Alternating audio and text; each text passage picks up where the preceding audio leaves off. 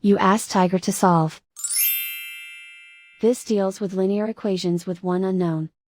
The final result is s equals 133/3. Let's solve it step by step. Simplify the expression. Find the lowest common denominator.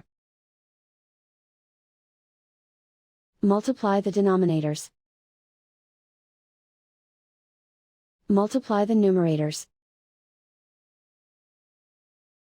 Combine the fractions. Combine the numerators. Swap sides. Isolate the s. Multiply both sides by 45. Group like terms. Multiply the coefficients.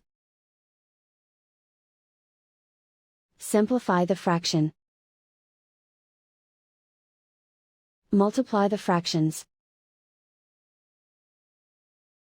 Simplify the arithmetic. And so the final result is s equals 133/3.